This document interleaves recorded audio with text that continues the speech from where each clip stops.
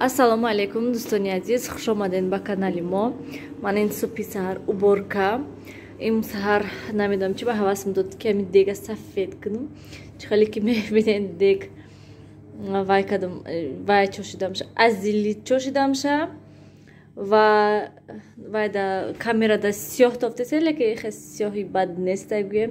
Лекин бовар дорам ки дидестен чӣ хел мана хел доғ ман инҷоҳош рехтагӣ азилит полисти чошидам. бобинед инҷоҳош хел доғ-доғакош мондагӣ ҳастай.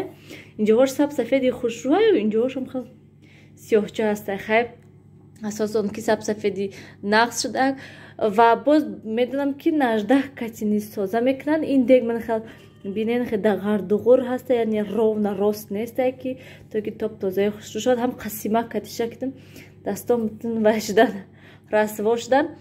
Нависен дӯстони азиз ки шумо чӣ хел дегтона сафед мекунед? Масалан 18 кати тоза мекунанд, бо чӣ хел ҳавай 18 кати тоза мекунен?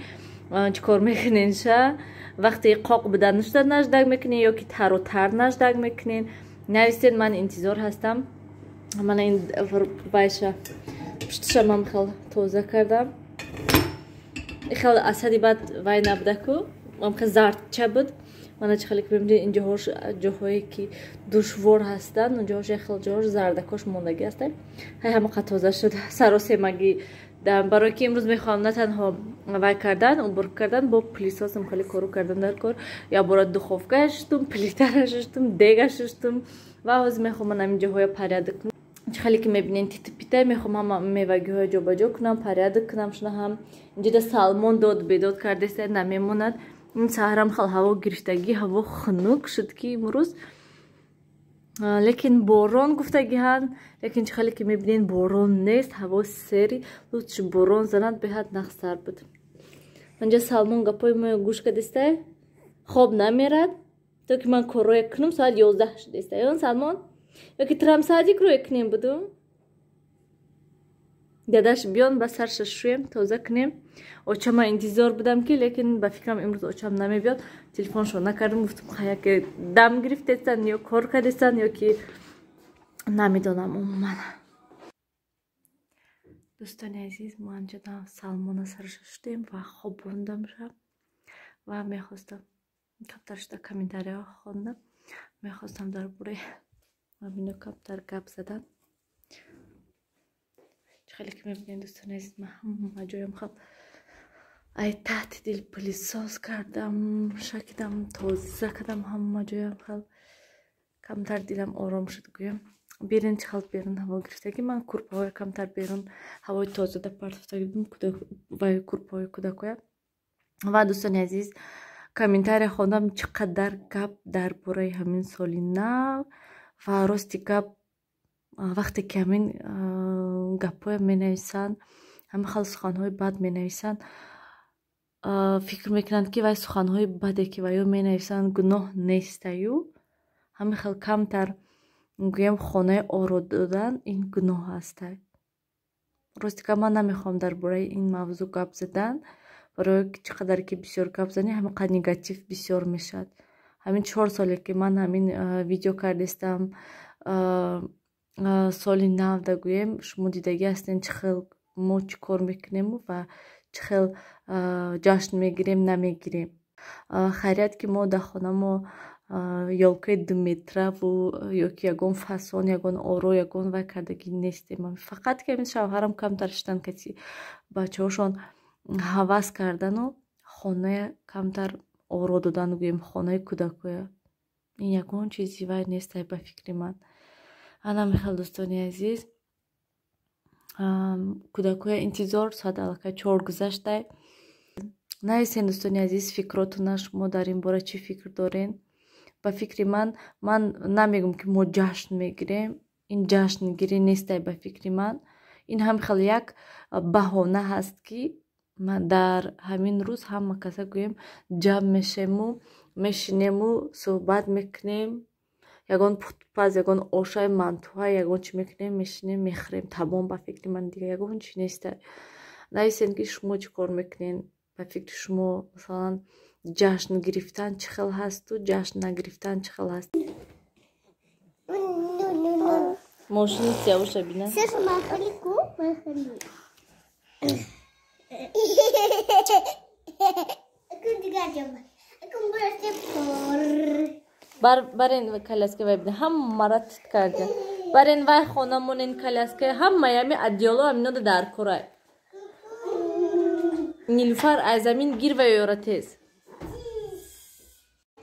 دوستان عزیز بگاه روز شده است و هر بگاه ما حرکت میکنم که روحم ششته تازه کرده کرم کرده بعد خورم از آخر وقتا بیشتر اهمیت دادستم برای اون که چقدر که کم اهمیت منم خیلی میبینم که چقدر پوستی رویم بزیب میشد و من این چیزایی که ایفابرلیک زکاس کرده گذم چقدر که ببینیم همه چی اینجا ایفابرلیک من این زکاس کرده گفتم اینش باید تاییدگاش ولی پشتی ناو ایستاده نبینید تا حال من همه قش ایستادگی هسته خیلی بابرکه من نظرم نگرفته بود که کمایی گفته بودم لیکن خیلی که میبینید تا حال بردستن همه اینو بابرکه هم اینش استفاده میبرم که هم خیلی по настроениям گفتی روسا گاه وقت اینش بسیار وقت اینش استفاده میبرم اینش اکونوم کرده استفاده میبرم اینا بوش بهت خوشرو هسته من معقول هسته استفاده میبرم نقص هسته و من این صابونی که گرفتم کودکوتا بهت معقول شده کمی 5 میلیون پس میبیون دستامونش رویم گفته بوی خوشرو میکنند دستشون میشونن و بعدم دستشون بو کشیده میگردن و من این کریمش بهت سوزکشتی نخوی بهت کریمش من معقول شد و هم ابیامش چقدر میبینید 170 میلی لیتر و من از این میکشم شد چقدر کریمش کریمی روغنینی خوشروی نغز من معقول شد بوشم خیلی وای از حدی بد بلند نیسته بوش نژنی هم خیلی خوشرو منگه من معقول شد چخلی که گفتم بوش بهت معقول شد من استفاده بردستم علاقه خیلی شد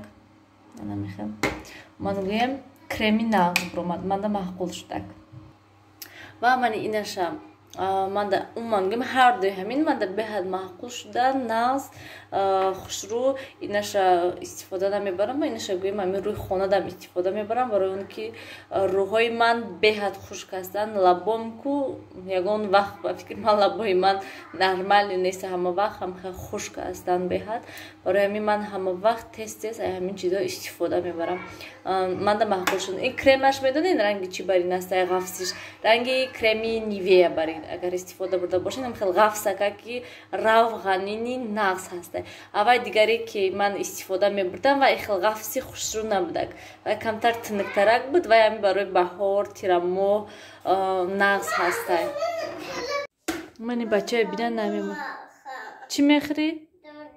دارو میخری؟ چکو کده ای که دارو میخری؟ جدا ایسا بالای پالی خنک نبرو تیز بالای گلیم ده انا میخری دوستان عزیز بیاین همین کتی ولوگ با آخر رسونیم که اینو کتی نمیشد گاب زده خی گوین همه ده